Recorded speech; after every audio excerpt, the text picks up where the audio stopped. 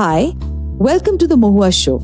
My name is Mohua Chinappa and I am an author, entrepreneur and ex-housewife. This podcast is about everything from business to technology to arts to lifestyle, but done and spoken ईमानदारी से. Hi, in this episode we have with us Varsha Singh Dhanua. Varsha has changed the course of her life with a super duper hit song Kaun Disa Mein Chala Re Batohiya. This song is being heard across social media channels, used on reels, and it's beautiful the way Varsha has sung this old song from the 1982 film Nadia Ke Baar. The song that may have gotten lost and has been now sung much better by Varsha, and so much more melodious with Varsha's voice that makes it completely unforgettable. I have been using this song on my reels constantly. So we need to hear now from Varsha, who's an exceptionally talented playback singer and founder of Riyaz TV. तो Varsha, सबसे पहला जो सवाल है, आप थोड़ा सा हमें बताइए about your journey in becoming a playback singer. इसकी शुरुआत कैसे हुई थी? शुरुआत तो मेरी बचपन से ही शुरू हो गई थी. मेरी मम्मी क्लासिकली ट्रेन सिंगर थी और हम 4 बहनें हैं. हम चारों बहनों में वो पहले 3 के साथ ट्राई कर चुकी थी कि ये लोग गाते हैं या कुछ म्यूजिकल है कि नहीं. तो वो लोग नहीं थे. उनमें से एक बहन थोड़ा बहुत गाती थी. 4th मैं थी, सबसे छोटी थी. तो उन्होंने मुझे रथ का टपल जो आता था पहले उसको बजाने के लिए दिया और साथ में सिर्फ सा लगाने के लिए दिया. And I was I guess 4.5 year old that time. So मैंने अपने हिसाब से रिदम बना के बजा दी. तो वो बहुत सरप्राइज हो गई इस बात को देख के. तब से उन्होंने मुझे जो थोड़ा सिखाना शुरू किया और वहां से ऐसे मेरा म्यूजिक शुरू हुआ. तो तब लोग कहते थे क्या चिल्ला चिल्ला के गाती है तू, अरे तू मत गाया कर लेकिन मैंने फिर वो पैशन छोड़ा नहीं और ना मेरी मम्मी ने उसको छुड़वाने दिया. वहां से करते करते 10, 12 पास किया और फिर उसके बाद उन्होंने मुझे, एक गुरुजी हैं मेरे, आलोक बनर्जी जी, तो उनके पास दाखिला करवाया. और वो भी चुपचाप, क्योंकि मेरे पापा को पसंद नहीं था, वो मुझे डॉक्टर बनाना चाहते थे. तो बस वहाँ से मैंने छुप के संगीत सीखना शुरू किया. आज पूरी दुनिया जो देख रही है वो उसी संगीत के सीखे हुए और मेरी माँ की मेहनत है उसके पीछे. हालांकि ग्रेजुअली पापा भी साथ हो गए थे, लेकिन यार. तो आपकी जो अर्लीस्ट मेमोरी है, जो कोई एक गाना है वर्षा, हम तो सब लोग आपका ही गाना सुन रहे हैं, जो आपके दिल को ऐसे छू गई कि वो कभी it never left your heart, कौन सा वाला ये वाला एक सॉन्ग है? मम्मी ने मुझे सिखाया था थोड़ा बहुत जो भी संगीत था. तो उसमें क्या था, एक गाना था, संसार से भागे फिरते हो भगवान को तुम क्या पाओगे. तो वो मेरा सबसे पहला गाना था जो मैंने गाना सीखा था जब मैं म्यूजिक शुरू कर रही थी. सो मैं गुनगुना देती हूँ कुछ इस तरीके से. संसार से भागे फिरते हो भगवान को तुम क्या पाओगे. हर युग में बदलते धर्मों को कैसे आदर्श बनाओगे. संसार से भागे फिरते हो. मेरे पास वर्ड्स नहीं है. माय गॉड वर्षा, तुम तो गॉड गिफ्टेड हो बिल्कुल. तुम्हारी म्यूजिकल इंस्पिरेशन कहाँ से शुरू हुई? इंस्पिरेशन तो मेरी मॉमी रही, बिकॉज उन्होंने बहुत स्ट्रगल किया है. स्कूल में प्रिंसिपल थी वो. 4 बच्चे थे, उनको पालना, फिर घर का खर्चा, बहुत पैसे. सभी की यही जर्नी आई गेस. बहुत पैसे नहीं हुआ करते थे, थोड़ा जोड़ के, और वो सारा थी, है और हमेशा रहेंगी. वो अब इस दुनिया में है नहीं. तो वही है, मतलब पहली और आखिरी. तो मेरी और तुम्हारी जब बात हो रही थी Varsha, you did mention to me, जब यू रेजिंग योर चाइल्ड, कुछ टाइम के लिए तुमने संगीत छोड़ दिया था. तो उस फेज के बारे में जरा बताओ हमारे सुनने वालों को. एक्चुअली हुआ ये था कि जब मैंने बॉम्बे शिफ्ट किया था तो मैं एक रियलिटी शो करने के लिए आई थी. वो रियलिटी शो था एक्स फैक्टर. वो एक्स फैक्टर करने के बाद मुझे ऐसा लगा कि है मेरे अंदर कुछ ऐसा जो मैं कर सकती हूँ. मैं काफी अच्छे लेवल तक पहुंची थी. सोनू निगम जी की टीम में थी उस वक्त. फिर मैंने इंडियन आइडल किया और करते करते मैं स्क्रैचेस गाने शुरू करे. बहुत बड़े फिल्मों के स्क्रैचेस गाए.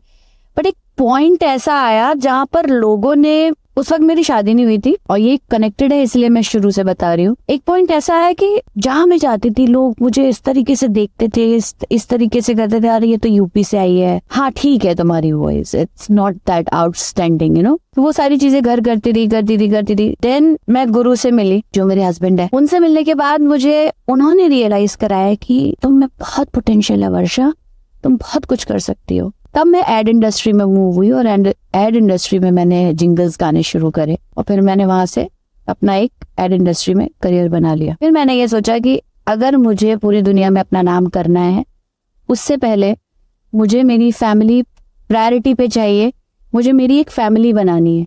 मैं जब करियर बना लूंगी तब शायद मुझे इतना टाइम नहीं मिल पाएगा इन सब चीज़ों का, कि मैं शादी करूं या एक प्यारी सी बेबी या एक बेटा लेकर आऊं अपनी जिंदगी में। तो हमने डिसाइड किया कि हम अब मदरहुड और फादरहुड की तरफ चलेंगे। तो वहां मैंने अपनी प्यारी सी बेटी गुरबानी को जन्म दिया ड्यूरिंग दैट पीरियड। उसके बाद आई हैव डिसाइडेड करियर बनता रहेगा, मुझे गुरबानी को अच्छी परवरिश देनी है, अच्छे से पालना है, कोई मेड नहीं रखनी मुझे गुरबानी के लिए। तो वो जो 4 साल का गैप था, वो गैप मैंने मेरी बेटी को दिया है। उसके बाद जब आज वो 4.5 साल की हो गई है, तो अभी कुछ टाइम पहले से ही मैं एकदम लाइमलाइट में आई हूँ, और मैं बिल्कुल वैसे ही शुरू किया। तो 4 साल बहुत बड़ा गैप है। लोगों ने मुझे शोज देने बंद कर दिए थे, अरे आप मोटी लग रही है। लोगों को मालूम ही नहीं है मदरहुड एक्चुअली होता क्या है। तो मुझे उन लोगों से कोई भी शिकायत नहीं है, शिकवे नहीं है, जो हो गया सो हो गया।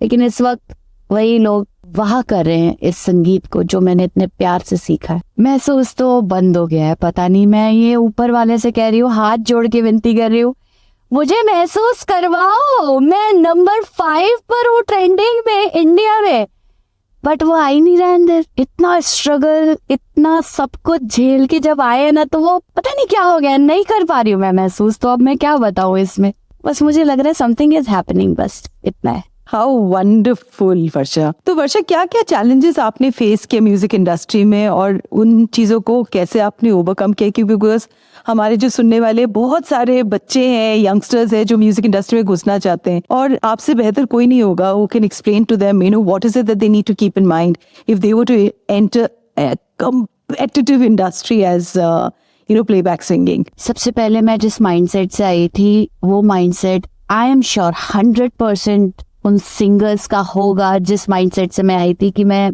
बॉम्बे जाऊंगी, मुझे कोई म्यूजिक डायरेक्टर एक गाना देगा, उसके बाद मेरे पीछे ब्यूटी पार्लर वाली होगी, ब्यूटिशियन होगी, मेरी ड्रेस डिजाइनर होगी, लोग मेरे कैमरे से फोटो खींच रहे होंगे। ये माइंडसेट लेके मैं मुंबई आई थी। बहुत ही बचकानी हरकत है ये, कि आप ये सोच के आते हो, आप बहुत वाइड नहीं सोचते हो। तो जितने भी हैं इस वक्त सिंगर्स जो बनना चाहते हैं, उन सबको बस मैं ये कहना चाहती हूँ कि जो आपको वहां से दिखता है वो यहाँ पर होता नहीं है। यहाँ पर बहुत मेहनत है, 8 to 8 जॉब नहीं है ये। यहाँ पर 24 आवर्स भी लग जाते हैं आपको म्यूजिक बनाने में। लेकिन जो सिंगर्स हैं उनको मैं ये बोलना चाहती हूँ, क्लासिकल सीखना बेहद जरूरी है। सिर्फ क्लासिकली नहीं, अगर आपको क्लासिकल में इंटरेस्ट नहीं है तो लाइट क्लासिकल जरूर सीखें। अरिजीत सिंह कहाँ है आज, आप खुद देख लें। श्रेया घोषाल जी कहाँ है, आप खुद देख लें। सुनिधि, सोनू निगम, वो सब सीखे हुए हैं। एक डॉक्टर को डिग्री चाहिए होती है ऑपरेशन करने के लिए। क्यों चाहिए होती है? उसको पॉलिश करना होता है ना, वरना तो किसी का भी वो ऑपरेशन करे वो तो मर जाए आदमी, अगर उसके पास डिग्री नहीं हो। डिग्री तभी मिलती है ना जब आप उस पर टाइम देते हैं, आप पॉलिश करते हो उसे। तो सभी से एक गुजारिश है, अपने आप को पॉलिश करें। ये ना सोचें कि हमारा गला है, क्या है, ठीक है कर लेंगे, हम हो जाएगा, ये तो मेरा नेचुरल वॉइस है, मैं तो कर सकती हूँ। नहीं, प्लीज हाथ जोड़ के विनती है, सब लोग एटलीस्ट अपने गले को पॉलिश करें। बहुत एक्सरसाइज है, उसको पॉलिश करें और फिर इस इंडस्ट्री में आने की सोचे, क्योंकि यहाँ पर पैसा है अगर आप पॉपुलर हो गए, लेकिन अगर आप पॉपुलर नहीं है तो आप स्ट्रगल ही करें। अब आप ये डिसाइड करिए कि आपको छोटे लेवल पे फेमस होना है या फिर बड़े लेवल पे फेमस होना है। रिश्ते काफी बदल जाते हैं जब इंसान के पास सक्सेस आती है, और वो आसान नहीं होता है क्योंकि हमको बहुत सारे रियलिटी दिख जाते हैं, बहुत सारे लोग होते हैं जो आपके सक्सेस के साथ खुश नहीं होते हैं, बहुत सारे दोस्त छूट जाते हैं।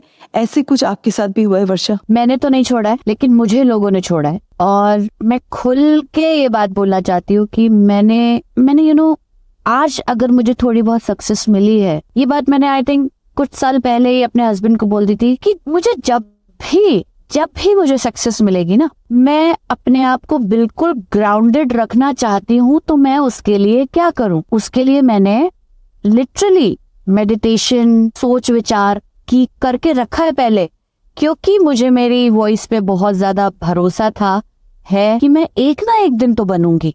तो वो पहले से ही मैंने करके रखा है कि मुझे जिन लोगों से मैं बात करती हुई आ रही हूँ, उन लोगों के साथ मैं हमेशा रिलेशनशिप बना के रखूंगी ही। सक्सेस मिल जाने से आपका काम ज्यादा हो जाता है, इस वजह से आप बात नहीं कर पाते हो, लेकिन मैं वैसे की वैसे ही रहूंगी और ये ऐसा होना ही चाहिए, क्योंकि हम ह्यूमंस ही है ना, आपस में मिल बांट के रहेंगे तभी हम चल पाएंगे। मैं दूसरे शहर से इस शहर में आई हूँ, अगर यही लोग मेरे आसपास नहीं रहेंगे तो मैं अकेले घंटा कुछ नहीं कर पाऊंगी। तो वर्षा, एक और चीज जो बताओ हमें, अपकमिंग प्रोजेक्ट्स, परफॉर्मेंसेस, जो तुम्हारे इतने सारे फैंस हैं उनमें से मैं भी एक हूँ, क्या लुक फॉरवर्ड कर सकते हैं इन द नियर फ्यूचर? मेरे ओरिजिनल्स गाने मैं बना के स्पॉटिफाई पे डाल रही हूँ, स्पॉटिफाई नहीं बाकी सारे ऑडियो वीडियो प्लेटफॉर्म्स पे डाल रही हूँ। अब उनको एक पुश मिल गया है तो आप मेरे ओरिजिनल्स भी सुन सकते हैं। बावरे, साले, बंजारा मन में ऑलरेडी निकाल चुकी हूँ, और अमित त्रिवेदी जी के लिए मैंने उनकी एल्बम के लिए एक पूरा गाना गाया, वो भी इस कौन दिसा के बाद उनकी तरफ से मुझे कॉल आया था और मुझे वहां उन्होंने मुझे बुलाया। फिल्मों के गाने गाए हैं, एक साले आशिक मूवी आ रही है, नवाजुद्दीन सिद्दीकी की नूरानी चेहरा आ रही है, उसमें मैंने टाइटल ट्रैक गाया है। देन अभी हाल फिलहाल में मैंने हड्डी के लिए भी गाया, जो नवाजुद्दीन जिसमें एक फीमेल कैरेक्टर उन्होंने निभाया है, उसके लिए भी मैंने एक गाना गाया है। अभी फिलहाल यही है। शोज मेरे शुरू होने वाले हैं और फ्यूचर में मुझे ऐसा लगता है कि एक रॉक स्टार की कैटेगरी में लोग मुझे डाल देंगे, बिकॉज जो मेरा प्यार है ना स्टेज के लिए, रोती थी मैं कि मुझे कैसे भी परफॉर्म करना है, स्टेज छोटा हो बड़ा हो, बस वो अब शुरू होने वाला है। तो लोग बैक टू बैक देखेंगे कि वर्षा आज यहाँ है, वर्षा आज वहाँ है, वर्षा आज यहाँ है, वर्षा आज वहाँ है। एंड रेडियो इंटरव्यूज भी हो रहे हैं बाय द वे। और ये पॉडकास्ट की भी इंटरव्यू हो रही है मेरे साथ, और तुम्हारा जब बैंगलोर में शो होगा, I want to be right in front cheering for you. पर तुम्हें मैं जाने तो नहीं दूंगी वर्षा बिना कुछ लाइन सुने तुमसे। कौन दिसा? हाँ, कौन दिशा में लेके चला रे बटोहिया, कौन दिशा में, कौन दिशा में लेके चला रे बटोहिया, कौन दिशा में, ठहर ठहर ये सुहानी सी डगर, जरा देखन दे, देखन दे, कौन दिशा में लेके चला रे बटोहिया, कौन दिशा में। Oh my God, Varsha, you have my heart like the entire nation's heart. Wishing you lots and lots of luck for your future. And we know that you are going to be changing the course of your life even more as you go ahead. And this was Varsha Singh Dhanoia for us with a super duper hit song, Kaun Disa. Thank you, Varsha, for being on today's podcast. Thank you so much, Mahua. To you, our dearest listeners, you can find us on your favorite streaming services, Spotify, Amazon Music, Apple Podcast, and of course on all other major streaming services. With loads of love, we are The Mahua Show, where we talk ईमानदारी से।